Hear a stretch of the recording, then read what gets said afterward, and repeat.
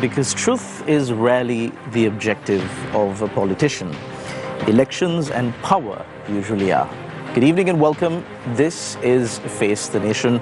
We find ourselves at the cusp of yet another election, the third election that the general public have got an opportunity to voice their opinion, to exercise their sovereignty within a very, very short period of time. And of course, with the election coming about, the political arena in Sri Lanka is really buzzing with speculation on how the election will turn out, and each party is making their bid to the general public, asking for power, asking for their vote, and more importantly, asking for their faith. To discuss these matters and much more, we've got on our program today, starting off, Lakmali Hemachandra from the National People's Power. Thank you very much, Lakmali, for joining us on our program. We've also got with us Anuradha Wimalaratne, representing the Samagi Jana Balavagiya. Thank you very much for joining us on our program. We've got Charitha Gunaratne from the UNFF. Thank you very much, Charitha, for joining us on our program. And last and certainly not least, we've got Karuppiah Ramakrishnan from the Sri Lanka Podujana Peramuna joining us on our program today. So starting off with Lakmali. We'll start off actually with Karuppiah Ramakrishnan from the Sri Lanka Podujana Peramuna. Now, Karuppiah Ramakrishnan, you're contesting from the Sri Lanka Podujana Peramuna at a time when the SLPP is arguably at its lowest. You all had massive power in the central government, and now you've come to a point where you've hit rock bottom. Your leaders, including Chamal Rajapaksa, Namal Rajapaksa, they've admitted that the SLPP had made serious errors during their governance when they did have power. What are you offering the people anew, and why should the general public vote for the SLPP at this upcoming local government election? Thank you, Sharla, for the opportunity. Yeah, I'm representing Sri Lanka Podujana Peramuna, the party where always think about the grassroots level people. We have always believed that our party is always in the nationalist party. So we formed the government. We are in the government since 2005, and we believe that our party is the only party that we can working with the grassroots people. So Karuppiah, speaking more about what your plans are, or what your party's plans are for the country. Now, technically, at a local government election, you can't really engage in national level politics. You can't offer the kind of things that you offer during the run-up to either the presidential election or the parliamentary election. So my question to you is, what are you offering the general public of Sri Lanka? Yes. During last 2 years, our party had a great, what you call is very losers, when it comes to the general election and at the same time in the parliament election, presidential election as well. But compared with these two elections, in this Pradesha Sabha election is very important for us because our vote banks are increasing. Okay. My party, representing party, is the only party we have developed a lot in the country. When it comes to the development past 15 years, we rule the country, and we are the biggest part of development process. So we believe that this local election will make a bigger impact in our vote banks. Just one more question regarding an allegation that is being leveled against the SLPP.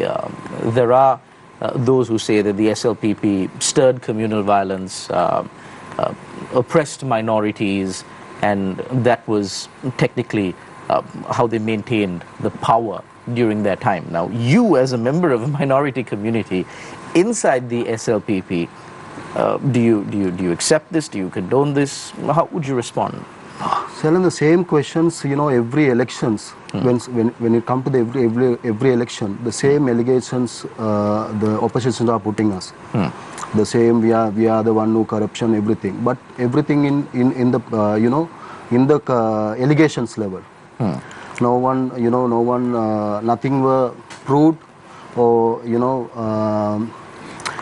every time the people, the opposition are making the allegations, but they are not taking up to next level, right? So I remember in 2012, 22, there is a huge the press conference was done by the current government, regarding the corruption and all, everything. But still, it's like the political stunt only. Nothing have taken to the next level. So, yeah. Thank you very much, Karuppiah Ramakrishnan, representing the Sri Lanka Podujana Peramuna. We now move our attention to Charitha Gunaratne from the UNFF. Charitha, now, you're not contesting this election, but your party is contesting several electorates, not across Sri Lanka, for the local government election. Now, as a minor party, of course, how you approach these elections, how the UNFF approaches these elections, and, well, kind of put your agenda, your policy for the general public through is quite different. So, if I may be so blunt and question you right from the get-go, who are you supporting this time, as far as the big parties are concerned? Well, Shalan, that's a very good question. Who we are supporting is what we want. We are all right-thinking people. I mean, now the right camp has divided into small fractions. And we are a part of that fraction. And from after losing the presidential election and subsequent to President Anuradha becoming president, we as a party, we have strongly advocated for the main oppositions to get together. Because we all originated from the United National Party. Not that I'm saying that we should join the United National Party, but what I'm saying is, if we want to overcome this, we should get all the right thinking, that means green thinking people, if I'm to say it that way, all bring them under one roof, and then we have to take it forward. But however, I mean, various political parties have been pushing, and that did not happen. And who is going to pay the price end of the day? It will be the right thinking people like you and I. That's what's going to happen. So, and from the very beginning, that is what we were pushing for. Unfortunately, that didn't happen.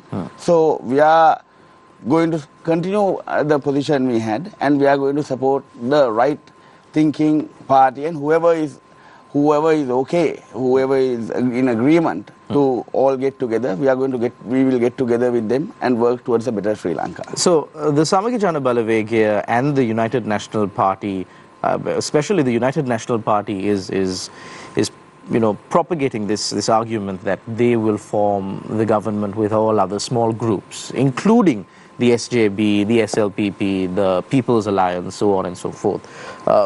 Do you really see this happening in the future, or is this just another blank statement? Well, I mean, from the president, it looks like a blank statement. Until most of the senior members or whoever the decision makers put their egos or leave their egos at home, put them aside, and think about the people, think about the parties, think about what they can achieve if we all get together. Because together we succeed, divided we fail. So we failed for the presidential election. It is a clear example. If the SJB and the UMP got together, we would have easily gotten a majority. But did that happen? That did not happen. Why didn't that happen? Why? Because of various egos and pulling here and there. Who lost out? Right thinking people, unfortunately. Thank you very much, Charitha Gunaratne. We'll get into more discussions on those topics as the show progresses. I now move my attention to Anuradha Wimalaratne from the Samagi Jana Balawegaya. Now, Anuradha, much is happening with the Samagi Jana Balawegaya, the UNP, talks of an alliance, statements being made, insults being hurled at each other. What is really happening at the moment? What is an insider's perspective about what is happening within the SJB and what is happening between the SJB and the UNP? Sharan, first of all, thank you so much for having me. Very good question. I really don't know what is going to happen between the UMP and the SJB, but I think, as Charitha said, I think it's about time for a change. Right? We need to start thinking differently, and not for the sake of, as Charitha said, maybe not for the sake of the center-right opinion to win, but for the country to progress and for the whole everybody in this country to win. Because, like, see, now what we are doing is, at the moment, we are focusing on the local government election. But in the future, I think we need a clear coalition of right-minded individuals. I am not like, I think it's time we blurred the party lines and come up with a better agenda for the country. And because, see, now again going back to what Charitha said, he asked who failed last time. Yes, you know, our infighting actually failed us, but ultimately, who failed? This country failed. This country fell for an agenda or a leader and a group of people that blatantly lied. You know, created a beautiful picture, painted a beautiful picture based on 100% lies that even they knew they couldn't deliver, right? So, and at the end of the day, who actually lost were the people of this country, because finally, what has happened is the president has failed, right? That now it has been 7 months, and after that, he was like, okay, I can do a better job, but I need 2/3 in parliament. And the people in this country failed again and gave it to another group that is failing even at this moment, right? So we have been tricked twice. This election is more important for two reasons. Number one, this is going to be, how do you call it, a measure of the intelligence and the learning ability of the people of this country. Now, they got fooled twice. You know what they say, right? Fool me once, shame on you. Fool me twice, shame on me, right? And now, I don't think, I have the utmost respect for the people of this country, and I don't think they're going to get fooled again. Because, now look, the president and the parliament has and is failing this country and taking us down a very dangerous and precarious road, right? And now that is macro politics, right? That will most probably affect us in 6 months or in 10 to 15 years. That is what the president and the parliament will do, the legislature will do, right? But now when it comes to the local government, this is the most important election for the average citizen, because most their needs, okay, come their roads, drainage facilities, solid waste management, even the cemeteries are under the direct control of the local government. Now, these are things that you are going to need day to day, right? This is basically the micromanagement of your locality. Right? Now, we have seen what has happened to the country and the parliament when you give the executive branch and the legislative branch to a group of people who has gotten lying as a second nature, because now they are just blatantly lying, right? You know, like they say one thing today, and then the next day they are saying, no, we didn't say it, and then on the third day they are like, did we say it? Okay, maybe we didn't say it, or maybe we did say it, but it is this or that. So now people have learned in the past 7 months what is going to happen to any place when you give it to a people or a group of people that is not capable or doesn't have or no proper plan, right? No proper plan. So, is that what you need for your local government? And the best example, I think, we saw last week, right, in the display of the holy relic. right? They could not handle, with the powers of the executive and with the 2/3 powers of the legislature, they could not handle 300,000 people coming into Kandy in a day. Now, if you take Colombo Municipal Council, there are 750,000 people living, and there is close to 1 million people coming in and out every day. Now, imagine with the power of the presidency and the legislature and the Triforces, police, and all the associated departments' power in their hand, the bigwigs who's running this country could not handle 300 people coming into Kandy for 7 days. Right? Now think what is going to happen if you give the local government control to the little smaller bunch of that same group. Disaster. Absolute disaster. Thank you very much, Anuradha Wimalaratne from the Samagi Jana. But it will be entertaining. We'll get into the discussion as the show progresses. Finally, we've got Lakmali Hemachandra from the National People's Power. Lakmali, I think you've got your work cut out for you. Yeah. Almost seems as if members of the opposition or from the opposing parties here are all blaming the government, and one of the chief accusations against the government is this: is that you have been lying to the general public. You lied to them at the presidential election, you lied to them at the general election, and now you are blatantly lying to them at the local government election. Now, of course, I've seen your response to these on several other programs as well. But Lakmali, based on what was said today, how would you respond?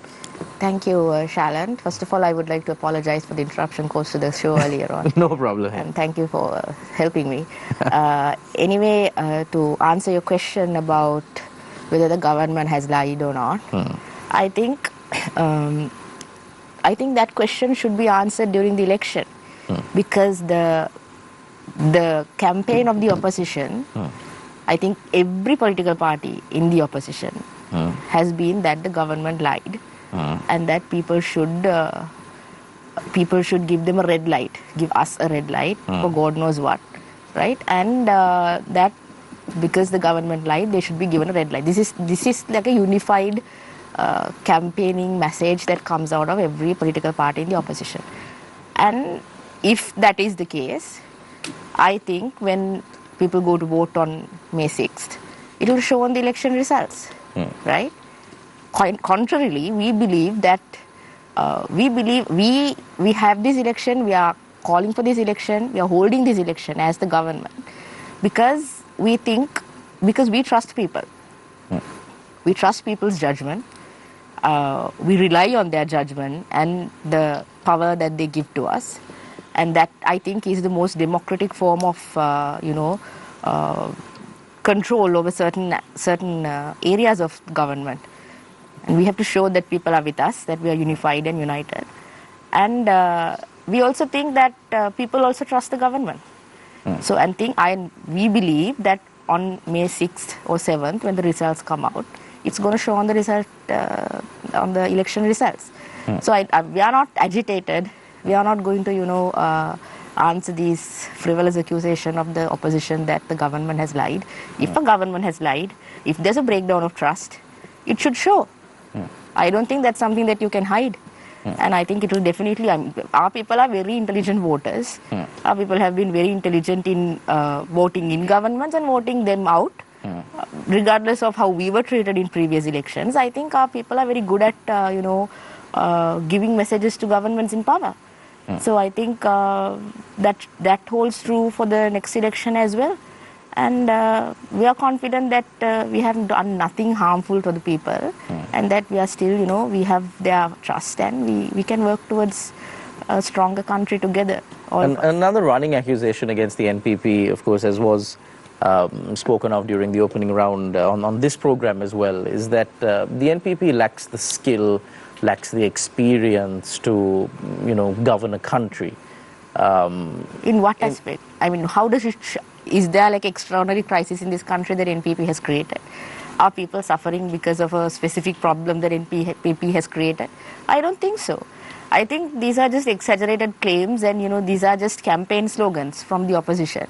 And for some reason they think that only people who have been power and who have been used to power can, I think that's very undemocratic and against the very principle of democratic governance to assume that, only people who, there is a certain group of people who know how to govern and, others can't, normal people can't govern. And because NPP is largely a party of ordinary citizens who have, who don't have families, who don't have dynastical connections to politics, therefore you just assume that we don't know how to govern. That's not the basis of democracy. Democracy is people can govern themselves and we are representatives of the people.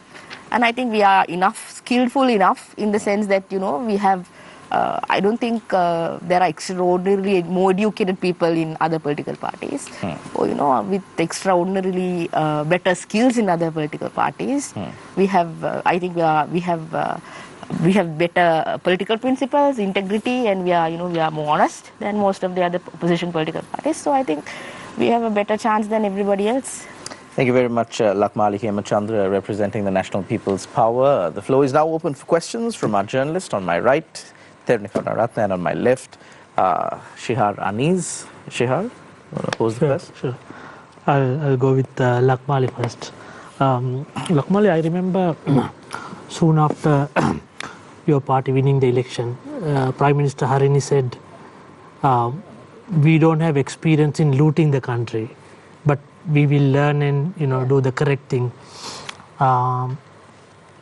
What have you learned? And there is a kind of still people feel there's a immaturity in the government. How do you respond to this? I think that immaturity in the governance is, I don't see why they think that the people who say this. There's a perception there. I know, there's a perception. There's a perception because I think the government is new and the people you see are new.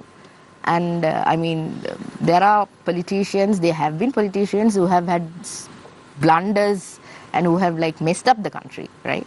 But nobody questioned their experience. Nobody questioned their credibility or reliability, right? They were just assumed to have those skills. Because this is a new group of people, I think there is a certain, doubt, and I think the opposition definitely doesn't help with the regular anxiety they create among the people with their, bogus claims. So we are okay with that. We are okay to be judged. We think, it's fair for anybody to think that the government, it would help if they can tell us which areas we are not mature in or which areas we are not mature in. Yeah, when you are new, Lakmali, what we have seen in the past is these political leaders, they basically listen to the experts and also the bureaucrats, right? It seems that it's not happening with this. No, I think because for two reasons. It's not that we don't listen to experts and bureaucrats. It's just that those experts and bureaucrats have been advising, we are not the only government they are trying to advise, right? They have been advising a lot of other governments and that didn't end up well all the time. So it's fair for us to also doubt the expertise and advice that is given to us by certain people. But not that we are not. No. We are open to ideas. We are open to suggestions, and I think we have been very open to public opinion. We have been very responsive to public opinion. More than anything, I think we are very responsive to public opinion. We think that only people can detect when the government is getting something wrong, and if we are getting something wrong, we are very quick to correct that also. So, not that we are not open to expertise and, bureaucrats. We have enough bureaucrats in the government itself, right? And I think we have been very fair in the appointments that we have been making. We have not been very, so we have these accusations that we didn't get rid of the central bank governor or the treasury secretary. But that's also because we believe that they have a certain expertise in the way they handle those institutions. Maybe not the way that we would have liked it at that time, but there is also, technical skills that they have acquired over a period of time. So we respect that. We have given them, chances to work with the government. That's the case with every other bureaucrat in the government as well. I think they have a better chance now because they are not controlled by politicization of the government service has stopped. We are giving them an opportunity to come up with good ideas and we are acting on the ideas. And so far, not that it has been the best experience with the bureaucrats, but I think we are also learning to work together. And I think it won't be, I don't think it will be a disastrous experience. I'm very positive about how the government can work with state administration and, civil service and so on and so on. So we don't see this crisis that the opposition is trying to claim. I don't think there's a crisis anywhere in the country. There might be, certain lapses in certain areas, but the government is also new. And certain institutions have been corrupt for way too long. So it takes time to reform them. It takes time to, make them work better. We admit that. And we also admit that certain things that we want to do faster might not be happening at the speed that we wanted them to happen. And that's okay. As long as we have our heart in the right place and we know where we are, what the outcome we want from the whole process, I think it's okay. I think what is really important is that we are not compromised by any private or, third-party agenda that should not be in consideration when we make decisions. That I can guarantee you is not happening. We are very responsive. We listen to public opinion. We listen to almost anybody who comes to us with an opinion. But we also want to have because that's the job of the government, I think. That's the job of that sovereignty. That's the power that we have to make decisions based on public interest, which is what we have been trying to do. So let me come up with an example. Leave aside the opposition, Lakmali. Now, soon after Donald Trump declared this 44% tariff, yeah, I remember Dr. Anil Jayanta, who is also the Deputy Economic Development Minister, he came up with a statement saying that before, which was be effected from, I think, April 9th. Yeah. So he came up with a statement that before April 9th, there is a possibility that we can reduce it to that 10%, from 44 to 10. And then there was a statement from President Anuradha Dissanayake saying that there will be a joint statement from both Sri Lanka and US on a positive signal on the tariff, which never came. Yeah. Right? No. What I'm saying is that these are immature statements, right? Which basically the public believe, and then it's a credibility issue for the government. No, I don't. I don't know why President Anuradha Dissanayake said there will be a joint statement. He's the finance minister. He has much better information that we already have. But to explain the tariff situation, I think there is no crisis in the tariff situation in the way that we are handling it. Because, you would also agree, this is a situation that is not created by the Sri Lankan government. And we are not the irrational party in the whole situation, right? So what we have been trying to do is enter into a negotiation process with the US government, which we have been able to do. And we can't get into this unilateral, because US is not the only country in the world. And you can see that this trade war has several parties involved. And we can't be, doing a lot more than what other countries are doing also. There are certain ways that countries behave in these situations, and we have to take that common line, I feel, right? We can't be extraordinarily closer to one party and trying to, because there are people who suggest that we should do what Zelensky did and so on. We can't do that. We are definitely not going to do that, right? We are taking a very diplomatic, rational approach to the tariffs and what the US tariff policy. So we have been able to enter into a negotiation process, and not a lot of countries have been able to enter into a negotiation process, right? And there are bilateral negotiations going towards a trade agreement. That is the status update right now. That, of course, is agreed by both parties, that there is a positive step towards a bilateral trade agreement between US and Sri Lanka. Sri Lanka and US both agree on that claim. So I'm not sure whether there's going to be a joint. That of course the president has to answer. But I feel there is no blunder in that, right? I think it is much more immature to assume that you can send somebody to US and you can just meet Donald Trump somewhere of somebody's funeral and just talk to him and that I feel is the most immature approach. And also the way that they have been talking about tariffs. I've seen some people suggesting that I think some economic experts in the opposition don't even understand what the tariffs are about. It's not about our openness. There are much more open countries than us who have been impacted by the tariffs. And there are much closer allies to US who have been impacted by the tariffs. So I think the opposition statements are much more immature to me personally. And I think those are much much more politically, motivated than solution-oriented discussions. But we have been taking, because we understand the seriousness of the situation, Shreya. It's not that we are underestimating it, but we also don't want to create a situation where, people unnecessarily trouble themselves over US tariffs, and there can be a lot of political lobbying also over these issues. There are, parties who can gain traction, benefits also over these issues. So we want to keep it rational. We are open to solutions, we are open to negotiations, and we have been doing it also. But we are not going, and I think the solution is long term. I mean, if you ask me, I think we should have seen this when COVID came, that our exports sector is in trouble. We should have seen this when COVID came, and the country suffered and went into bankruptcy eventually. But we didn't correct ourselves. We didn't diversify exports. We didn't, invest in our exports. And we are back at the same problem 5 years after COVID happened. So I think now we have a chance to come up with long-term solutions, diversify the markets, diversify the products, and come up with, maybe, innovative strategies to deal with our export income. But meanwhile, I agree, we have to retain whatever we have right now and try to reduce the tariffs.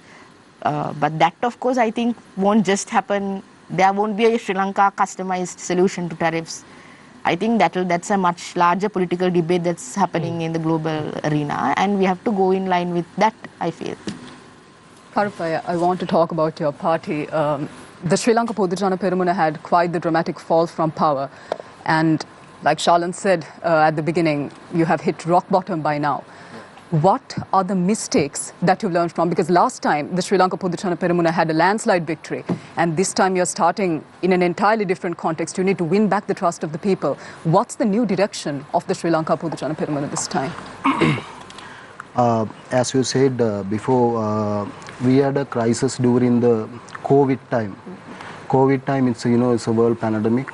We at the same time we have run the government in proper way. But end of the day, all the blames are we are the one who received, right? During the COVID, we have done all the medical facilities, everything. But the opposition have started, from 2005 onward. They are started their campaign against Rajapaksa's family, right? So I think that is the reason for downfalls, and also how do you tell?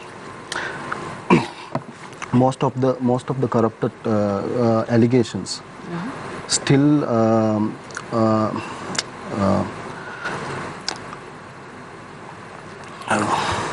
still we are facing that. But our government believe that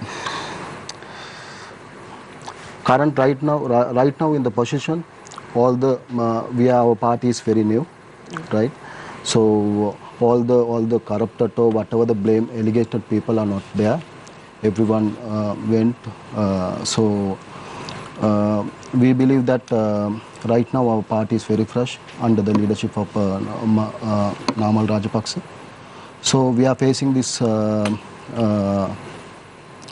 elections like what we started during the 2018. But at one point there was a ruling directly pointing fingers at some of the heads of your party, saying that they were the reason for the country's economic downfall. So how do you respond to that? That is all allegations, no? That is the allegations done by the opposition still. There was a court ruling. It's a court ruling. It's not merely an allegation. It's a decision. Absolutely. We ruled that we aided the party. We aided the government that time, right?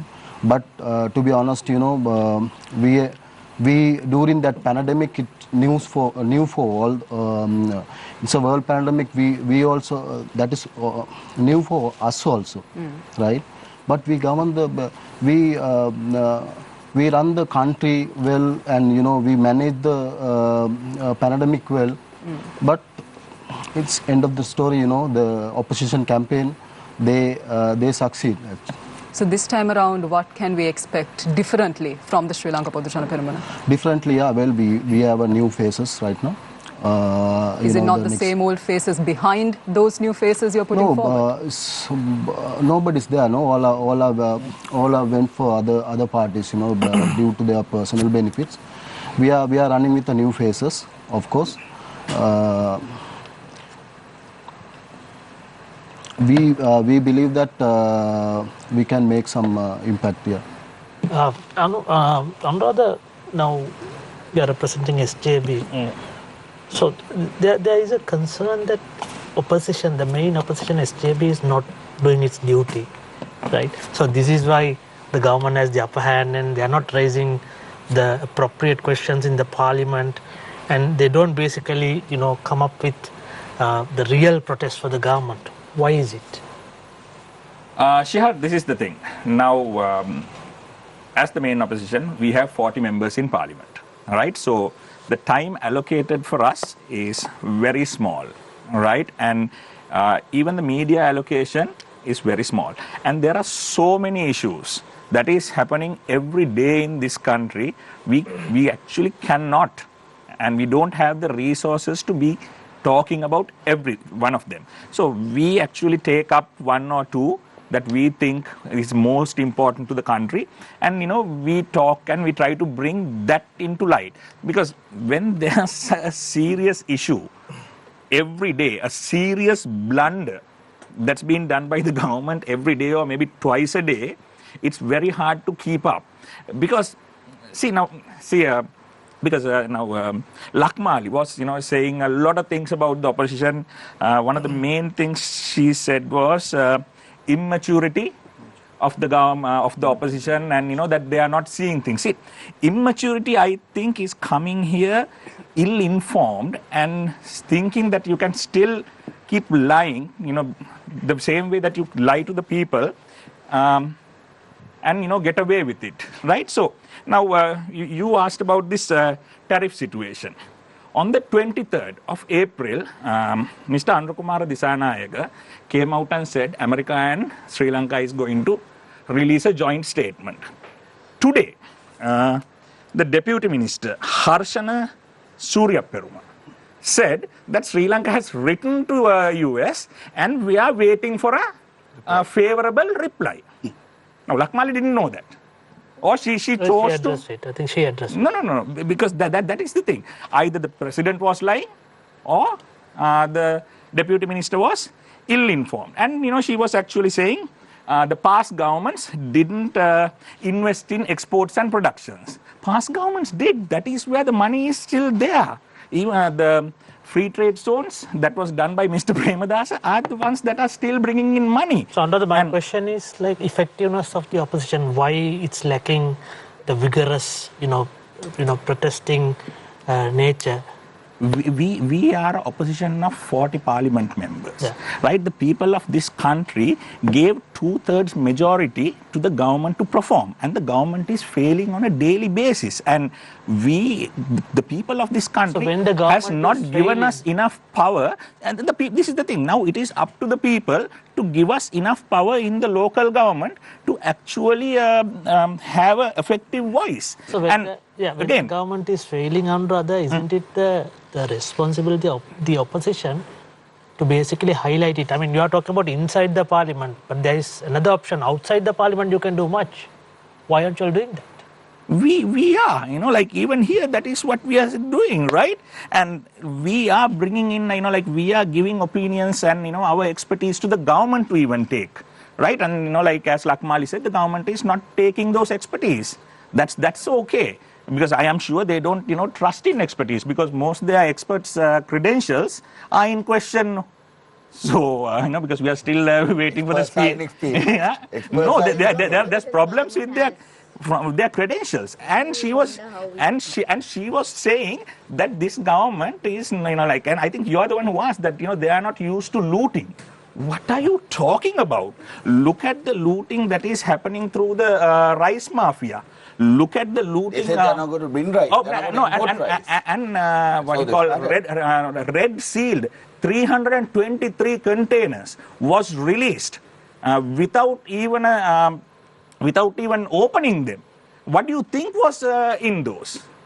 Right, and then and the latest people one, who said they are not going to bring and the solar power blunder that is going to happen, right, with that 20 rupee cap for solar power. That is, they are building the way for the what do you call, fossil fuel mafia to carry on as usual. And since this is a local government election, right, they already have a local government, LPT, a local government council. The officers of that council went to the bribery commission against their chairman for misappropriation of funds. Right? The only thing that they are not used to looting, but they have started. And don't get me started on problems that NPP has created, because their main party is JVP. I could go into the 71 coup, the 88, 89 coup, the burning of factories, the talking about factories earlier. Burning of the Ragama teaching hospital, and then the white paper, opposing the white paper of President J.R. Jayawardena, which was supposed to give English education for all the schools in this country. And what those days JVP head was, quite. And he was totally against the free trade zones. He's the one who said, when we come into power, we are going to kick all these investors out of the country without letting them. Rohana Vijayveera in 1980, he did that speech, right? That is where this curse started, and that is where this investments into exports were not brought into question. Shouldn't you? And the other thing. Shouldn't you give the benefit of the doubt, because JVP also has transformed a lot during the past 3 decades or 4 decades, right? So as the other parties, right?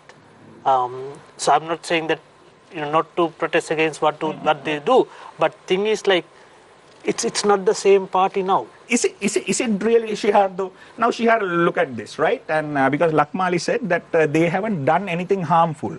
We don't know, because they are not letting people know what they are doing.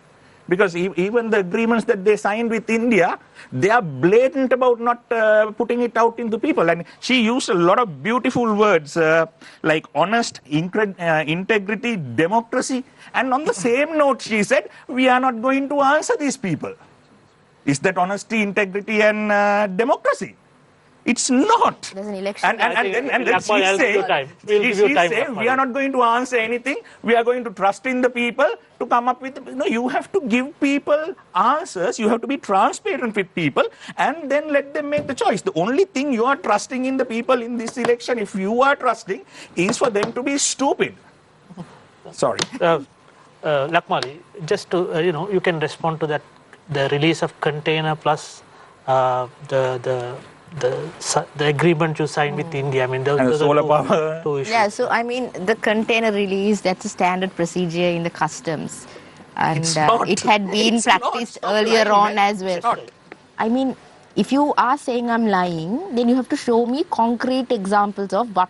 You can't just say that I'm lying. I will not take this treatment by the opposition that they have been giving to everybody. Right? You think you can comfortably say that people are lying? I take it very seriously. It needs to be scanned. You are saying it's the normal procedure of the customs. I don't know the procedure of the customs. Anuradha, you need to give time. It had been the standard procedure of the customs.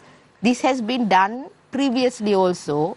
These containers are, there's a special committee within the customs who decide on these releases, and they have done it according to those. This is not a committee, this is not a procedure that NPP had introduced into customs. It had been the practice previously also. And when there was a crisis in getting the containers out, that procedure was adopted. That was all, right? So if you are saying, I mean, how they said that Expo Lanka, I think it's Expo Lanka, the logistics company that is owned by the Western Province governor, was involved in getting these containers out, and he denied it. They have been the people who have been lying about it, right?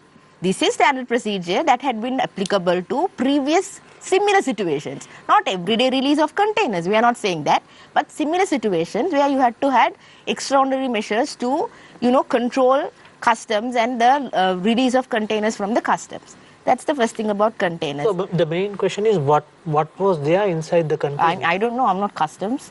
I don't know. If they know that there is anything dangerous, they should tell me. I don't know. If there is anything dangerous, they can, report to the police, report to customs, report to anywhere. There are institutions who will check on these things. There are post audits of containers also. They can do post audits. So please, report. Just don't just speculate. Don't accuse people uselessly. Just, do your job. That's what being an opposition is. Do your job, right? Don't just come here and, come up with false theories. That's what the opposition has been doing for the past 7 months. And what was the second one? The agreement on the defense. The foreign countries. Yeah. So these agreements are not secretive agreements. That has been our position. And these agreements don't have serious, especially the defense agreement. I think there are so many speculations around these agreements. When we've also entered into defense cooperation agreements discussions with Thailand earlier this year. That hadn't sparked these controversies. No, Lakmali, right? Defense cooperation pact with Thailand and India are totally different. No, but this is just, we have already informed the parliament that this is just there's nothing new in this agreement. India and Sri Lanka already have ad hoc military cooperations, ad hoc, sharing of intelligence, training cooperation. We already have those things with India, and the agreements are only about that. There's nothing that allows takes us into a war pact with India, that allows India to use our country for their wars. Nothing of that sort, right? So, Lakmali, the speculation is because the government is not, I think speculation is political. No, I don't think speculation is because the government is not sharing anything. Yeah. I think Why can't the government share it? I think because, these agreements, in our country, Shihar, we don't have a law to say that every agreement should be passed by the parliament, right? If there was a law like that, then Indian government, when they entered into agreement with us, would have known about it. And agreements are, of course, subject to laws already existing, right? So we have to then now discuss with the other party of the agreement and see whether we can release these agreements or not. That is what the cabinet minister has already explained, right? Right to information, of course, is a law of the country. So I think citizens can try to use it and get the agreements out, because we are not going to object to it, right? That is law of the country. That is law of the country, and I think we also have, if they want to have the agreement, they can use that. But there is no law to say that we should present this agreement in the parliament, right? And that's the only, this is not an extraordinary agreement. This is not something that we are trying to hide from people. There is no war pact here, right? We are not going to court or anything, as some, people have been assuming. There's nothing that takes us into a war, that involves us into a war between India and Pakistan. Our defense secretary is in Pakistan right now, right? We are discussing defense cooperation with Pakistan also. So this is nothing that harms the country. There's no risk to the country in these agreements. And we have said that, right? So we can see the opposition for the past 7 months. If you want to give them time, you can give them time, because I'm just answering the questions that he was raising. But the opposition for this past 7 months have been raising so many issues, right? And within 2 weeks, all of those issues disappear. That has been the trend, the oppositional politics in this country. That is the nature of oppositional politics, right? They have not been able to sustain any of these campaigns. Talk about they are talking about the rice mafia now, right? How long did they campaign on that? For 2 weeks, right? And government, of course, is continuing to handle the rice situation, agriculture improvements. Not at the moment. But we are, because we want to control rice prices, and because there was damage to the harvest last season. So we are not entirely being opposed to importing. We don't want to empower the rice mafia by saying the government will never import. So we'll see. But at the moment, we are not importing. At the moment, there is no problem in the rice market. But we are continuing on those issues, right? What has the opposition done? They take it up, and they would talk about it for 2 weeks, maximum 2 weeks actually, and they will drop it, and they will move on to the next issue. That's what the opposition has been doing. All of these things that they have been saying. You give it time. This interest in the agreements with India and Sri Lanka will disappear after the elections. You will never hear about them. I can guarantee you. These are just politically motivated statements. There is no genuine interest in security of. This is just to create paranoia among public, and I think the response of the public has been very clear, right? except for a very small group of people, I think, the large public is just, they trust the government on these issues. And there's no public outcry about anything that we have been doing. The opposition is not able to organize outside of the parliament or the official institutions because public won't come for their protest. They can't organize a strike. They can't do anything about these things. They don't have that kind of support from public. So let's be honest, they are not giving us time or anything. They have not been supporting any of the things that we have been doing in the parliament, right? So this is just incapacity of the opposition. I mean, we would also like to have a good opposition, to be honest, right? I think a government benefits from a good opposition. Unfortunately, we don't have one. We have an opposition that rants every morning and goes home and then comes up with a new rant the next day. But Charitha, one moment here, right? Now, the thing is, I really need to clarify this. Now, she said that clearing of those containers is normal procedure. That is a blatant lie. That you're the one who's lying now. It has never happened, and this was the first time that it happened. No, it has happened in 2022 also. No, and it actually came, the minister had to actually order it, right? And she is saying this, that's not true. Agreements this is the problem. MOUs in the Indian government is not serious. If it's not serious, present it to the people. And look at the immaturity. You said that you don't have to present it to the parliament. Do you know what the parliament is? I know what the parliament is. Parliament is where the people are being represented. Yeah. It is the utmost place of democracy in this country. There is no law, Anuradha. That's what I have been saying. And it's parliamentary privilege. And the thing is, if you don't disclose something to where the ultimate power of I will ask you one question. Your government entered into AFSA SOFA agreements in 2017. Right. Okay. 87 pages with the US government that gave them, usually AFSA and SOFA agreements give them immunity over their military personnel in the country, right? Were they disclosed to the parliament? Was that wrong? Were they disclosed to the parliament? Okay, it was not. But was that right or wrong? I said that is right. Anuradha, let me clarify something. You are saying just because they did something bad, we can do something bad as well. That's not what I'm asking. What kind of an argument is that mean? You are saying Anuradha, let me clarify. That's not what I said. That's not what I said. You know what I have been thinking? What I have been thinking. I agree. Anuradha. And just matter of so many issues and we can hold it only for 2 weeks because there is an issue every day, man. They are lying to the people. And you ask why aren't we talking? Because she said it, right? Because there's an issue every day. Look at the number of shootings in this country. That's why. Anuradha, just to clarify on the agreement, I think the agreement with India, it's not an agreement, it's a defense cooperation. It's an MOU, right? Present to the people. That's okay.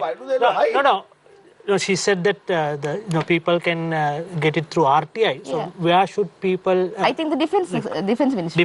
It should come under the defense ministry. So security agreements also privileged under RTI. That means you can. That's what the foreign minister said, that these are not secretive agreements. When the foreign minister says they are not secretive, which means the government is willing to provide them. Isn't that the idea? I mean, that is the provide it. I told you why. In the interest of this discussion, I think the agreements are already quasi-public documents. I think yes. Some people in the opposition already have access to them. They are claiming that they have access to them. No, we don't. Clearly, they are not. But please table it in parliament. But now, say, okay, Charitha. Now you said that the government is lying. Right now, when you speak about politics and lying, it's nothing new. Now, we've seen how previous governments, they came into power. I think I don't think Karuppiah can dispute me on this because the SLPP came into power on the premise that the central bank was robbed and that we're going to throw Ranil Wickremesinghe in jail over that, and then he was appointed as president. So there are these disparities, and even say for example Anuradha in 2015 when the SJB and the UNP were together at the time, the UNP of course, when you all came into power, good governance, but then the central bank bond scam happened, the Easter Sunday attacks happened, all of those happened. So Are you shifting the requirement when it comes to the NPP government? Are you holding the NPP government to a much higher standard than you're holding yourselves? Well, Do you want to answer that? No. See, they have set the standard for themselves. Exactly. We are holding we are their holding them standards. to what they have said before the election. For example, if you, people, they were going gaga about their manifesto. I think they had 1,325 various promises. Now, I think 200 days have passed, 7 months. How many have they stuck to? How many have they implemented? Come to think of it, in 2015, answering your question, the Maitripala Sirisena government, whatever said and done, in that dinner they at least managed to get 5 things done. And there was transparency. And there was transparency there. But here, these are all just lies. How did they start? Cab Purovala Genang, Areava Hiredan, we'll put him to jail, we'll throw him to jail. Uganda money. But then, No, that is Kotaach. See, again, please say. Shall I show you the video? Shall I show you the video? London embassy has sent Hirunika Premachandra a letter of demand. You should check So it out. you are saying it was not that Kotaach girl? My God, man. He has admitted on public. My God. So, what you have to remember is... but then Charitha, on proceeding with legal action against those who were involved in corruption, I mean, you as a lawyer would very well know that an average murder case in Sri Lanka takes 14 years. So, are you expecting them to, conclude legal proceedings within 7 months? Is that what you're saying? No, what do you mean? No. What do you mean when you say that? Now you look at it, you take it like this, Sharan. Now you look during the previous government. That means when Mr. Ranil Wickremesinghe was president. I'm just giving you an example. There was a issue with procurement of medicine. The Kelia Rambukwella, he was the sitting minister of health. He was in demand for, I think, almost over 6 months. Whatever said and done, there was some kind of discrepancy there. I don't want to go into the details of it. He was caught. He was remanded and action taken. Okay. Likewise, of these people, the NPP or the JVP or whatever they were before, for years, day in day out, they've been coming. Give us the government. Give us power. We will put all this right overnight. That's what they said. No, I mean, no one can deny that. No, they said we will put this right overnight. But did that happen? It has not happened. Every day we are waiting, day in, day out. One person is saying one thing, another person is saying another. So, no, Charitha, what is your expectation when you say, put them in overnight? No, that's what they expected, but that's what they told the people. No, you give us the government power. We are going to people who have been corrupt, we are going to bring them to justice. That's what they said, no? Yes. Okay. How many people have they successfully even started proper inquiries for? Consider, compared to what they said they have and to what they have done, what is the parity there? There is they spoke as if, they are going to clean the entire parliament overnight. That never happened. Every day. Tell me one person all have nothing has happened. Okay, Lakmali. Let me know. I think we have strengthened the bribery commission, which is the critical institution that should be dealing with all of this, because these are government corruption cases, most of these cases, and misuse of public funds, right? We have appointed a really good Director General to the bribery commission, a well-respected judge who's known for his integrity and good work, right? And he has been doing a marvelous job for the past, especially for the past 1 month and 2 months since he was, since he assumed duties. And I think he has been so strict on the politicians, the public servants, some of the people that we have appointed, I think, to the central province, the provincial secretary of the central province, appointed on the current government, was also taken under a charge of corruption, which happened during the previous administration of Gotabaya Rajapaksa, involving that fertilizer shipment, right? So I think we are strengthening institutions and giving people who should be doing the job correctly those powers is what the government should be doing. It's not like the president and the ministers are running around investigating these cases, right? You have to appoint the right kind of people, you have to give them the right kind of laws, and you have to strengthen and give them independence to do their job. And we have done that. I think results are showing, and I think it will show more when time goes on. So these claims are just, this is silly politics for me. right? To say that, you know, we will do, we didn't say we will do these things overnight. We said that we will catch the culprits and we will. No, Eka pan, I'll give You you know an example. something that we did. I will, let me I give will- you an I will example. tell you one Now thing I that let we you talk. did do. I let you talk. Yeah. Let me give you an I- example. Did any member of your government say, I mean, my memory may be a little foggy, but I remember just before the election, they came and said, "Khanijatel Lamatyanse." ඇමතිවරයාට, I don't want to mention names, ඇමතිවරයාට Kanchana Wijesekara. රුපියල් කාංචන විජේසේකරට කියලා තියක ඇමතිවරයාට රුපියල් 70ක්ද 75ක්ද යනවා. 160ක්. 160. That's not true. I don't know. Like you wasn't has admitted on television that in a situation he did not like say that, this. when people voted for the NPP just before the election, they're like, oh, $150 or $75 or whatever it is. They are going to stop that money going into so and so. Who? Okay? Who? No. Listen. No, who said this 160 came? Not Who said that? I want to know. What I'm saying is, after that challenge, then people, when they voted, they expected, okay, once they get into power, that the cost of fuel will come down a little at least. There is a legitimate expectation. It has come there. down. It has come down a little bit, a fraction of what was expected. It has come down by 33 rupees. I think 33 it rupees. came down. But No. Okay. Lakmali, this is the thing. The crude oil prices in the world market has come down from Mangala is 80 rupees in January Yeah. to 58 rupees today, Yeah. which is a 25% decrease. And what's your point right? here? This has nothing to Nothing do to with do with the corruption government. or The any actions fuel- that the your fuel- government the took. fuel Right? price has come down. Crude oil has come 25% of crude. And this is Fuel the price has thing. come down. Don't talk here like the way you guys talk to the gallery, right? No, I mean- To uneducated, uninformed public, I you don't can want go to and take say this that, kind of right? treatment. I don't like this kind of treatment. That is the thing. Because you Crude know, oil I have prices not- has come down from $80 a barrel It's fact, to Sharon. 58 rupees a barrel today. Anuradha, just Right? No, It has I want nothing to do Bihar. with I have one anti-corruption question. or anything the government I has have one done. clarification. Who is the person from NPP who said this 160 rupee claim? You said that. I want to know who said that. Let me, on the second round, I will We give will you find the out, name. yeah. Give you the name. I mean, they say so many absurd No, things. I that's can't okay. keep back That's on what okay. they say. You need to Ah, stick you to have your people, Anuradha, people who Anuradha. talk about Wait.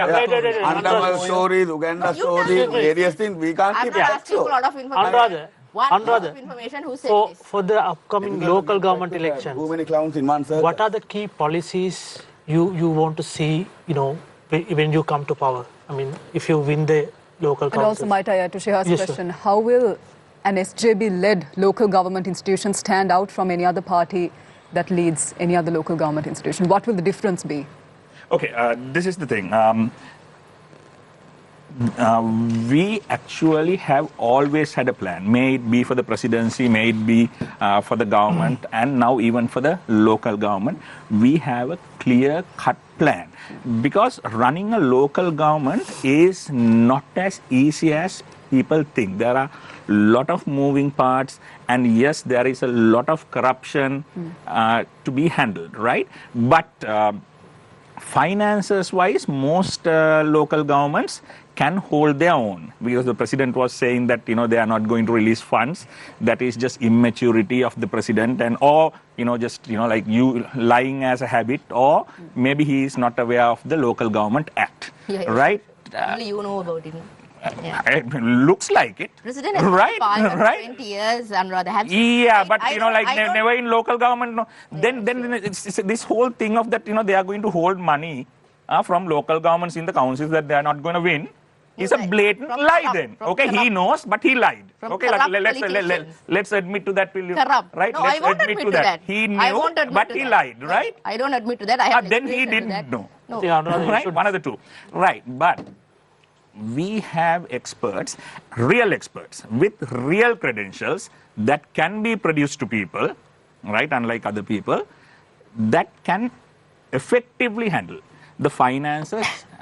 People like Harshada Silva, people like Wimalaratne, and then we have. But they are not going to be appointed to the local government. No, body. they are not. But they are going to be guiding the people that are going to be. So my question is, Anuradha, about the policy changes. What are the policy changes you want to see in the local governments that you win, SJB win? Policy changes wise, what we want to see is we want to see a more streamlined and transparent public service. I think this is the key in most of our councils. Because if you take Colombo Municipal Council, which I was a part of in 2011, and you were a part in 2018, I think both of us will agree that corruption and lack of transparency and the lack of streamlining of all the red tapes is one of the key issues. Biggest problem, I would say. Biggest problem. You can't do anything there without that. Yeah. I mean, right, either money or power. Money right? or power or clout. You have to either, force someone to do it, pay someone to do it, or beg someone to do it. You have been. They won't do it. Yeah. Colombo Municipal Council had been under the control of one political party for the almost 60. I mean, since independence, I think only Dr. N.M. Pereira had. So been let the one- Anuradha. 6 months. No, agreed. I agree on what she's saying. Yes, Why didn't you? there has been a lot of shortcomings. I totally agree. how I go to handle But that this is corruption? but this is the thing here, right? What you have to accept is, yes, it has been under our control for 60 years, right? 60 plus years, right? But Colombo is not as bad as the past 7 days in Kandy. You see that, no? Colombo is really bad, Anuradha. Have you been around Colombo? Did you go to Kandy? Kandy. Right, in the last 7 days. Right? Did you? Did you go to Kandy? we handle, but we saw it on TV. I mean, right? when you see the Right. condition of Kandy, you don't feel like going. Exactly. That's the problem. I mean, That's we not wanted what to the Hanayaka apparently it was terror smelling is. like a You- toilet. yeah, Maybe like a I was toilet. wrong. Right? But the thing Yeah, you're is, wrong. in The that government has 60, given in that political toilets to 60 the years, Political still, toilet. Colombo is still running okay, no? It's I know better than there Kandy. there are problems, Anuradha, right? yeah, But we are still handling 1 million That's people the coming answer. in Why- and out. my question And is- we have set that up. What we are Anuradha- scared of is that they are going to come and muck it up. Anuradha, my question is, how are you going to change it? What's the plan? What's the strategy? There are areas in Colombo without sewage systems. Without sewage systems. Just There are, obviously, and Yeah. those needs to be fixed. I am not saying that Colombo being better than Kandy in the we have done a University of Kandy. we have done a stellar. I'm not That's saying what we have done a stellar job, but understand this: in the past 30 odd years, we were not in power. Right? What you are seeing is what our government or UMP government did until 1994. From that time onwards, right? It has been the governments that your party, your leaders supported. From Right? 2002. If there's a lack anywhere, Which is why we then say you that guys CMC should is you guys under should control, take our most control. of the blame. Mr. Anuradha Dissanayake was in Chandrika's government. No, so he this was is he exactly was why- in Yes, he was in Mahinda Mahinda Rajapaksa's This is president exactly government. why we Right. should 2004, be down. if there was a problem, I think out of the three of us, you are more, your party is more to blame. I mean, forget Anuradha- about the blame game. I think Exactly. let's- Anuradha, you still did not answer my question. Yeah. My question is, what are the changes you are going to make, right? You say that you want to change these things. And Yeah. what's the strategy? How are you going to do that? I mean, you Well- want to, well, you want na- to, na- you want to na- eliminate corruption. Yeah, So what's the strategy? number one, we are going to start by digitizing all these institutions. And we have already spoken with few other councils around the world to come up with a what do you call it, a sister brother council concept where they will help us with What are those know-how. councils? We have already spoken to few councils in Japan and few in Europe, and still in the process. But we want to bring their expertise down over here because like until 2 weeks ago, I was in Japan. Right, I was talking to the local council I was working with, because the service you get over there is amazing. Right, from the minute you walk in till the minute you walk out, it like nothing takes more than 15 minutes. They have streamlined their system so much by digitizing and training the staff to actually be more effective. So we are planning on getting their expertise, getting their know-how, getting their support to streamline all those things. And the number one thing, I think, is through digitizing. That, and we have to go to a certain amount of big brother system as well, because these places needs to be surveilled up to an extent, because we tried to do this during the Yahapalana government, right? And we tried to put cameras in public areas of these councils, right? But some party that was pro workers union party created such a mess and broke down those cameras and, they protested against it. The same party that broke the cameras in universities when they were going to be monitored. It was that same party. Time ago. Some time ago, yeah, right? When they were in the opposition, in those days, I really like how you guys think they you're were doing screaming that something Ranil Modi hora givisumu eliyata damu. That was a time you couldn't eat Bombay in this country. Yeah. From India. Yeah, so We are going to that is the win plan. every election from here on. That's the plan. Okay. Charitha, what's your party stance on, what's your party is doing in the election? I mean, how many people are contesting? Where are they contesting? What's the plan? What are the policy changes you expect? So what this election, Shihar, what we expected before this election came, we knew this election is about 1.5 years late. 1 year if I'm not mistaken. Before this election, before Mr. Anuradha Dissanayake became the president, we made various requests for the two oppositions to get together. That didn't happen. We had to eat humble pie. We were all sent to the opposition, everyone to lock, stock and barrel, sent to the opposition. Thereafter, the parliamentary election came. Same story. It actually deteriorated even further. Then we went and we tried to convince all parties, not only the two main oppositions, all parties, including us, minority parties, various independent groups, all of that. We wanted to bring into one platform to fight this local government election. That was a failure. So what we have done now is, we have got a bunch of like-minded people. And around the country, we are not insisting that you contest from our party. We have independent groups which are contesting from other symbols. We have other small parties which are contesting from other symbols other than our symbol of a spectacle. We have people who are contesting in the Colombo Municipal Council, but not in our party. Now, for example, we have people who are contesting in the Colombo Municipal Council from the UNP. Okay, because at the end of the day we are all right-thinking people, right-wing thinking people, So we don't want to say, oh, this is our party, you have to stay with this party, or you're going to... We want to send good people there. Whether it is from our party, or whether it is from an independent group, or even from a list. What we, as people who love this country, what we want to make sure is right people, honest people, educated people, and people who have the capacity and the ability to do something, get there first. So how many candidates are contesting in your party, UNFF? Well, how many candidates contesting? We've got in various different urban councils and municipal councils. I cannot tell you the exact number offhand, Shihar, but we've got in about at least 40 to 50 different local government bodies in various parts of the country, which we are contesting in. Unfortunately, it would have been a lot more than that.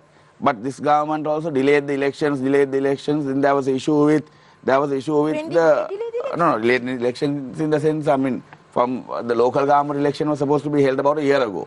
We didn't delay that I election. think it was supposed to be held in 2023. 23. January 2023. So even with the previous government, we didn't have money and all that. Parties spent money on paying various bonds and all that for local government elections. So that scuttled the program a little bit for our party, but we are very happy with the situation we are in, because we are still in the position that all the parties must get together. We have to have a united opposition, and if we streamline all the parties together, we would have had no problem in getting a very, very, very good, favorable result in this election. But given the situation, it is tight. It's going to be a 50-50. Because with all the other parties and the ruling party. But we, as an independent party, we want to be the decisive force here. We'll say if there are 10 seats, for example, or we'll say 12 seats, if someone gets 5 seats and 5 seats, then there are 2 other seats which decide who is going to get the governing power there. So what we are going to do as an independent party, with the competent candidates we have chosen, at that moment we are going to decide who we are going to help. And if we think that they are doing a good job, we are going to continue supporting them, no questions asked. If they are doing a good job, honestly. But if they are also just going to, waste time, and if they are going to be corrupt, we are going to be the first party, not only raising one hand against them, but we are going to raise both hands against those people and overturn them.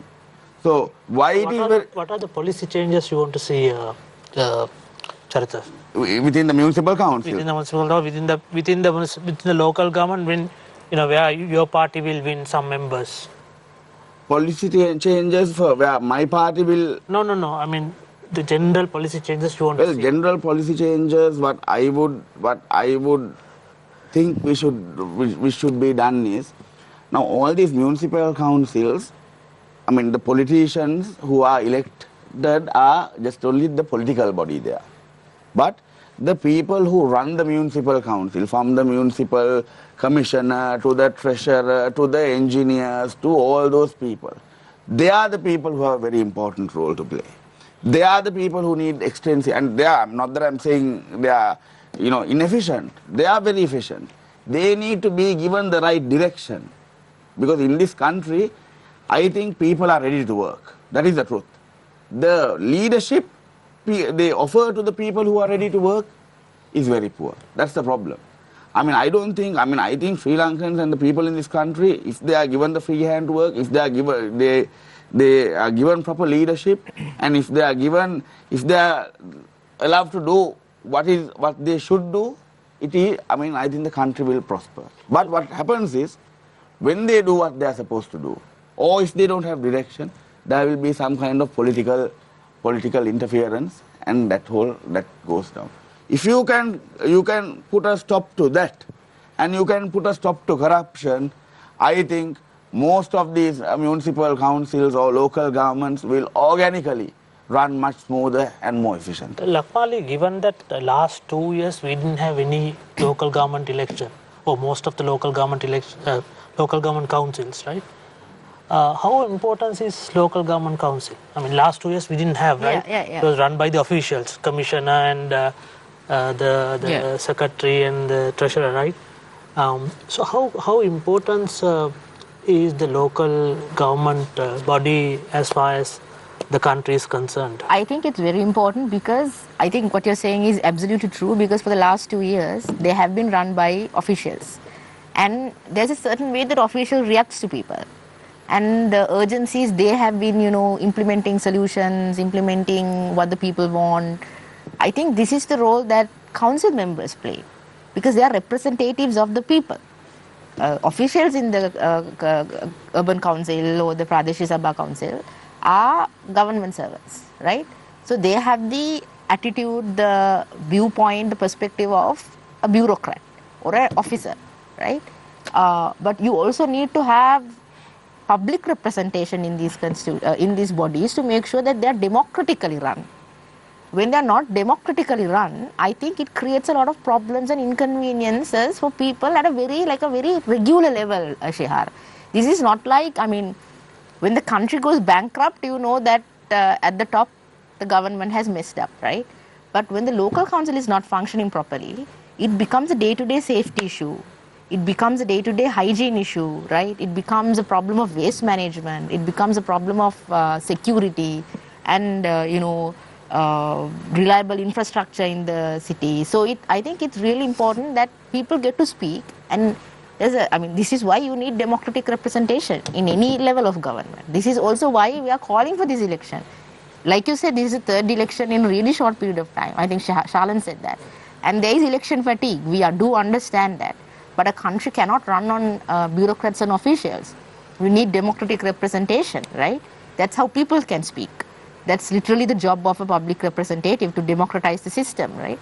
So I think that is what we are expecting out of the local council elections. There will be more people who are running around looking at getting complaints, trying to implement solutions, and trying to better everyday life of people. That's because these are councils that are taking care of, if you look at the Colombo municipal councils, I recently went to a funeral of a building, it had a few stories, right?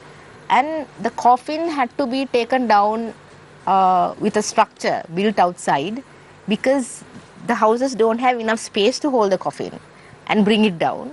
And there is no funeral parlor. This is a simple solution. You just need a funeral parlor at the bottom of the building, at the or the a ground community floor. hall or something. Something some of open a space. community, but they don't have it. And these are institutions, buildings run by the municipal councils, right? So people can have really easy solutions if a council is working on behalf of people. Similarly with daycare centers, and I think even the issue of drugs we have in the city, right? There can be much closer vigilance. There can be much closer, inspection of what is happening around the city if there are more people who can actually talk about it on an official level. People always talk. People would protest. They still call us up and say, this is happening, that is happening. But then if you have more people who can democratically, by office, can, bring this into attention, I think that will really help everybody, not just in CMC, I think around the country in all. That is why not holding this election 2 years ago was a disaster. It has empowered certain bureaucrats. It has created issues for people in accessing certain services. So that has to be immediately resolved. That's what we're expecting with the election. I think we have time for one more question in this round before we close. Theruni? Thanks, Shalan. So I'll direct this question on rather to you. Now, with the election just around the corner, what kind of lasting change? Because you said that you now have trust in the people, although they were, as you said, as they were fooled twice in the past. You said that you don't think they're stupid, so you thought that they will make the right decision this time. As someone who is confident in the people this time, what sort of a lasting impact do you think this election will have on your party as well as the country? This is the thing, Theruni. As a person or as a citizen of this country, I'm sick of these party lines and party politics. I think it's about time we changed all this. See, we have so far we have always been thinking, at least it's our seniors, right? I'm blaming everyone. What is best for our party? What is best for my leader? Right? This whole system of party politics have been party-centric but not people or citizen-centric. I think it's time that we moved out of that. I think, I respect Charitha for that, and even my colleague Ramakrishnan. They are starting to look at this in a broader sense. I think rather than if I may quote John F. Kennedy, ask not what your country can do for you, but what you can do for your country. I think that we should start looking at that.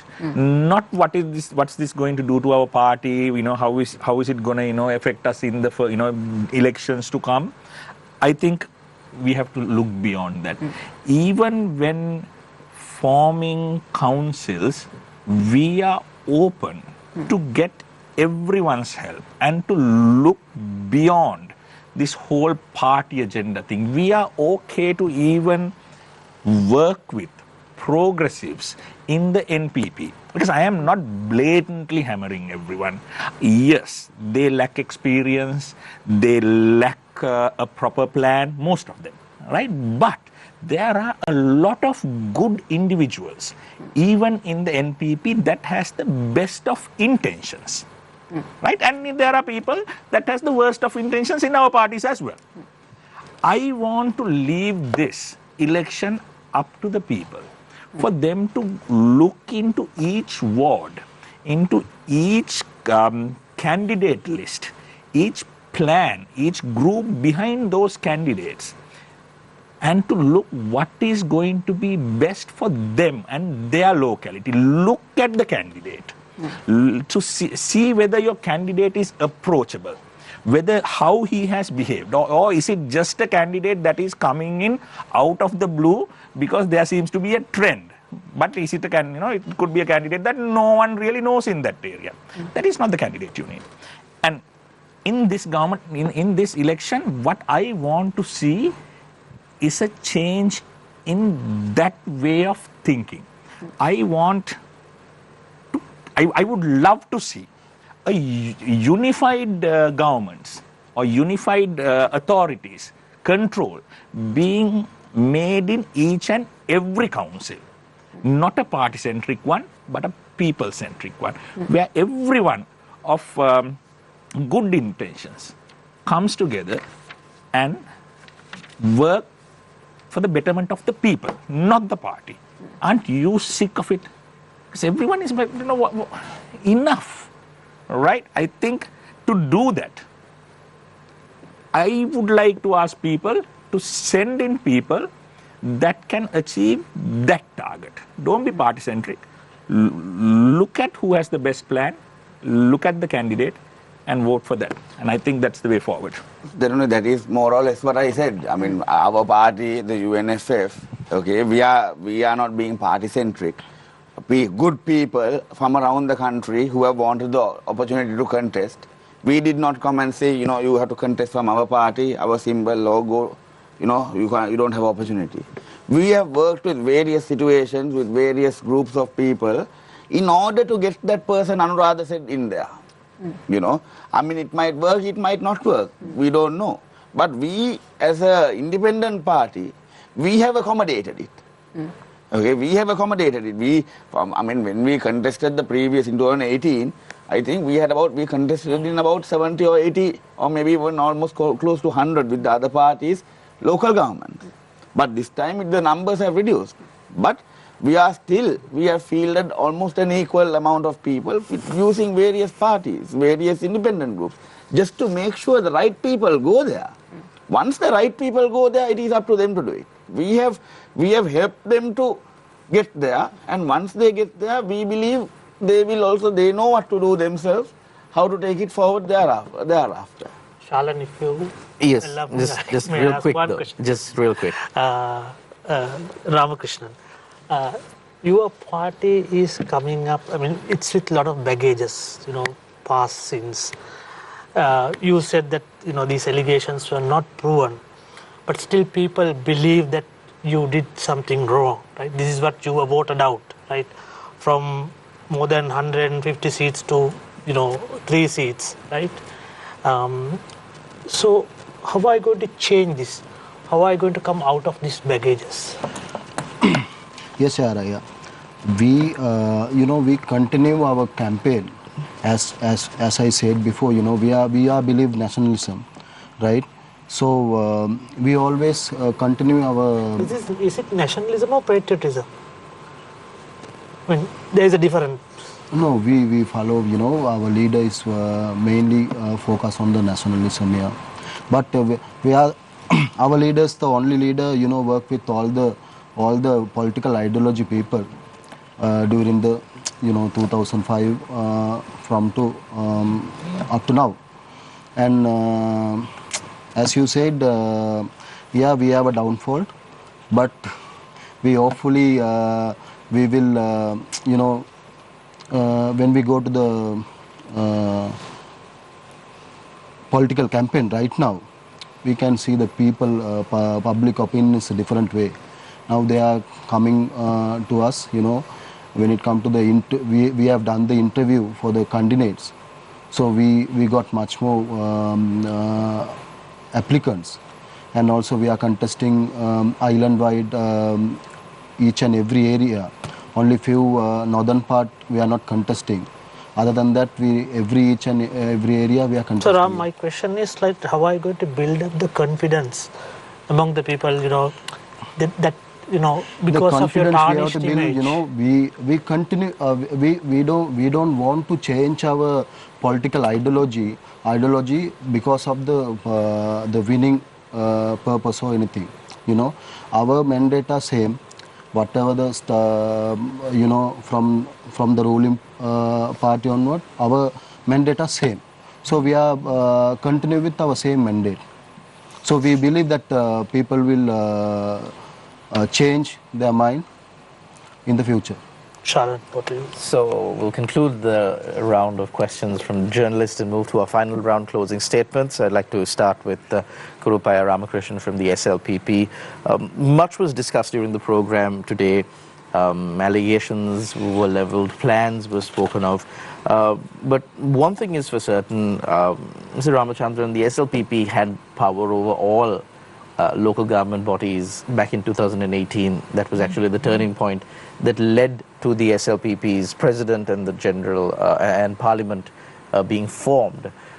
So based on how the people respond to you this time, do you plan on doing anything different at local government bodies, or is it the same kind of service and same kind of policies that you followed back in 2018?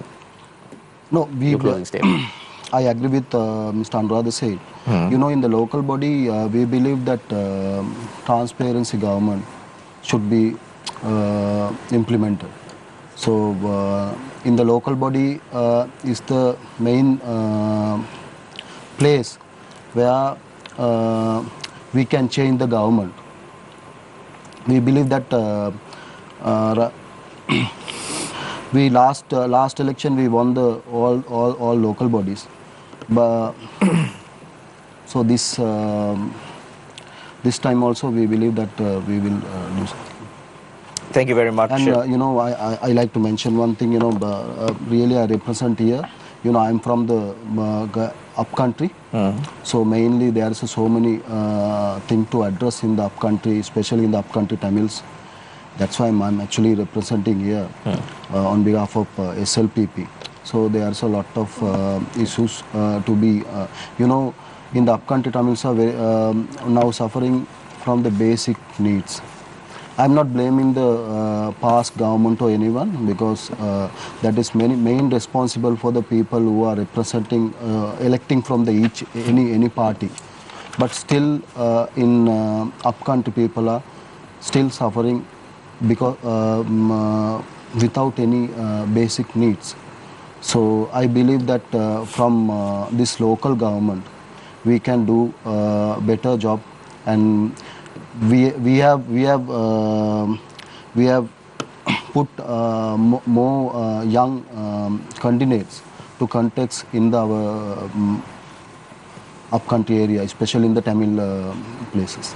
Thank you very much, Karuppiah Ramakrishnan, representing the SLPP. We now move our attention to Charitha Gunaratne from the UNFF. Charitha, before you go into your closing statement, there was a question raised by one of our viewers. And since you spoke about, you know, the United National Party, the SJB, and the parties in the right, the question being, who is the mayoral candidate of the UNP this time around? And of course, you can make your closing statement now. Well, I mean, I'm not a member of the UMP, so I mean, I think you'll have to bring someone from the UMP to answer about. So you don't know, party. technically? Technically, I mean, I mind the business in my home, not in my neighbor's house. So because of that, I mean, I would not be able to name who the mayoral candidate is, you know. But all as a person from independent party, the only thing what we have to keep in mind is, remember, we are a practical movement. We want to only be the decisive power. We just want to be the check and balance system in any municipal council or local government we have contested for. And the more pressing issue is Sri Lanka in the next years to come. I mean, with the expenses we have, with the paying off the debt, and you know, with not having, with the expenses we have as a country, very soon all the country is going to also come into a financial difficulty with time, you know. And all these municipal councils, what they are going to need is money. Okay, end of the day, how these Colombo Municipal Council, to my knowledge, is self-sufficient. They can actually give the central government money. But end of the day, this boils down to money. And people are very worried, Shalan. I must say, people are very worried when President Anuradha has gone and said that, you know, if we don't win these local government bodies, we are not going to get money. That is a very alarming situation to be in. Because a lot of people, especially out of Colombo, they rely and they depend on the local government for their day-to-day living. You know, I can name various places which I have gone and seen in person in the Badulla district. Those people are living with the local government. And once those local governments go dry, it's going to be a huge problem for the entire village or that area. For example, I mean, when you take, for example, in Tissa Maharama, maybe 5-6 years ago, Tissa Maharama, the JVP won the cooperative. What happened to that? What happened to the cooperative? Dead loss. So all I'm saying is, it is very important that we get the right people there. We make sure for the next 5 years, the local government has got money to run it. The people who have been elected know how to spend the money properly. They get their priorities in order. And if they whoever runs the local government, if it is run without corruption and good governance, I think this country, no matter who comes into power, if the intention is good, I think you can make a considerable difference in any local government. Thank you very much, Shalan.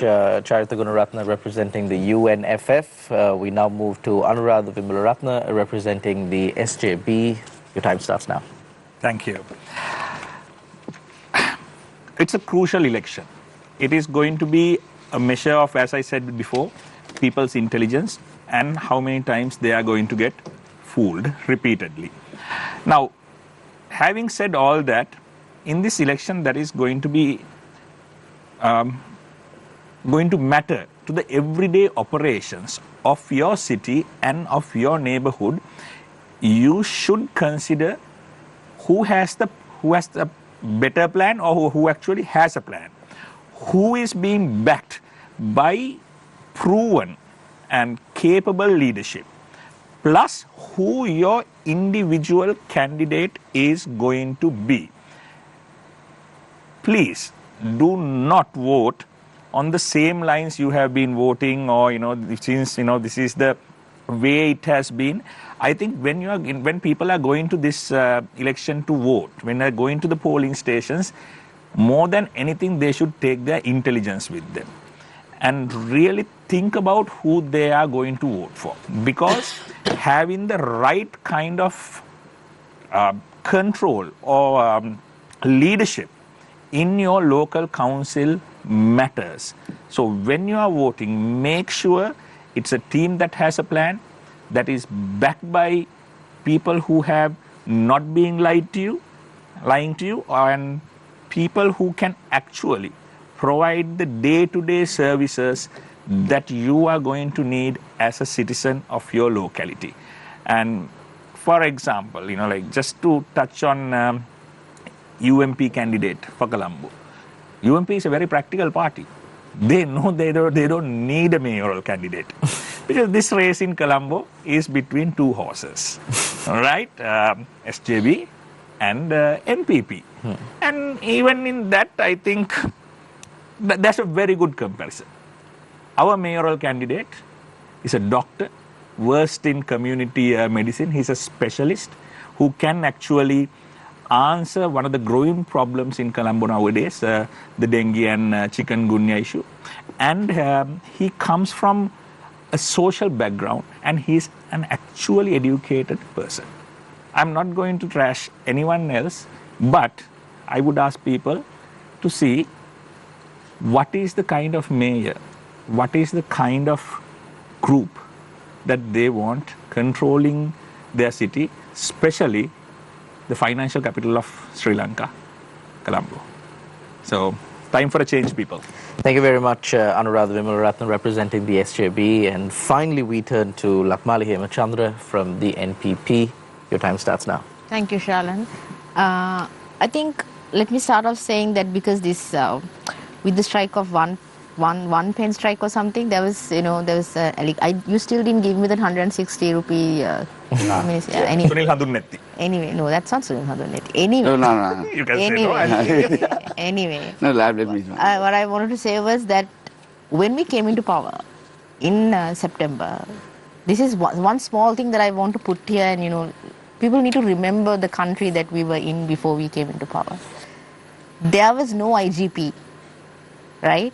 The Supreme Court had given an order, suspended the work of the IGP, and the president of the country at that time did not appoint an IGP, an acting IGP.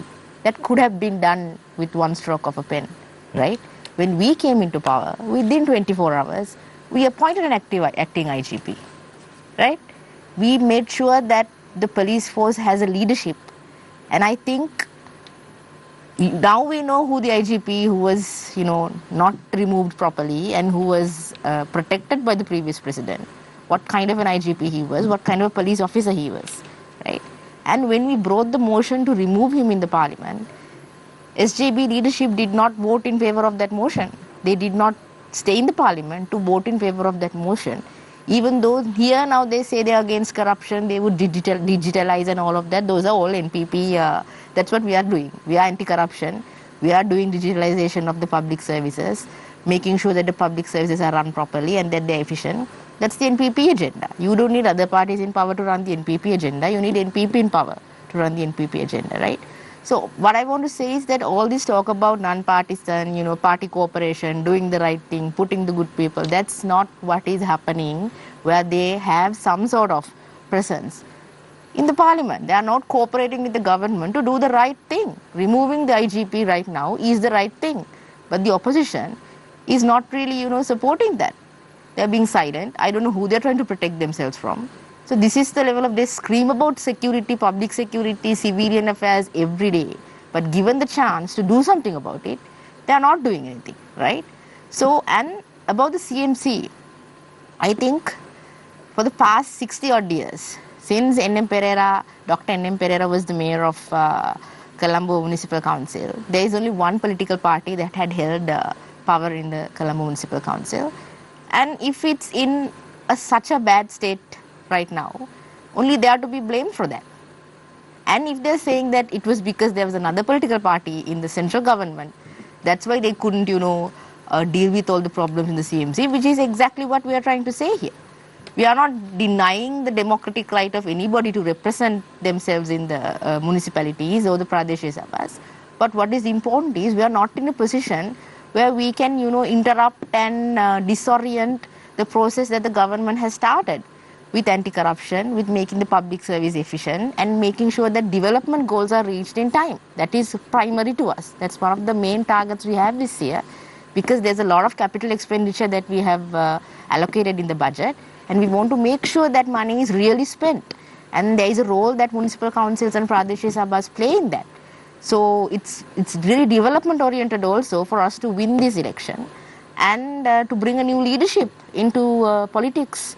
At the ground level of politics, we need more women, we need young people, we need new people in politics. We need to do away with the kind of people who couldn't really develop our country, who couldn't really, fight corruption, who couldn't resolve really, really small problems that people have with the power that they had. They had enormous power. There were governments with 2/3 of power. There were governments who harmed this country with 2/3 of power. They couldn't really resolve any of these issues. So I think it's really important that we bring new people into politics. And local government elections are a really good chance to do that, to bring honest, young, especially women. And our mayoral candidate is somebody who's really empathetic, who is very, who's a team player. She wouldn't really, she has a really good team also. And she has experience in working in the city. And she brings freshness to the city. So I think NPP has a really good chance, not a good chance, I think we are winning the CMC. And on May 6th, I really want to go back to where I started off as well. I think this is a test. We consider this to be a test on our government. And I think we are not going to come off with flying colors. And the opposition thereafter really has to face the results of the campaign that they have done and the result that they are going to get. I hope they are ready for it. Thank you very much, Lakmali Hemachandra, representing the NPP, and also thank you to Shihar Anis and Gunaratne, our journalists tonight, for asking all the right questions. And thank you very much to all our viewers out there for tuning in to another episode of Face the Nation. Since the election is coming up, and here in Sri Lanka we have this hierarchy of elections where we think we must go and vote for the presidential election and the parliamentary election, well, less important than the presidential, but still important. And then we kind of throw the local government and provincial council elections into the, well, maybe we go, maybe we don't go. But there is one thing that applies, or one concept that applies across all elections. Every election is determined by the people who show up. Thank you very much for tuning in. Take care and good night.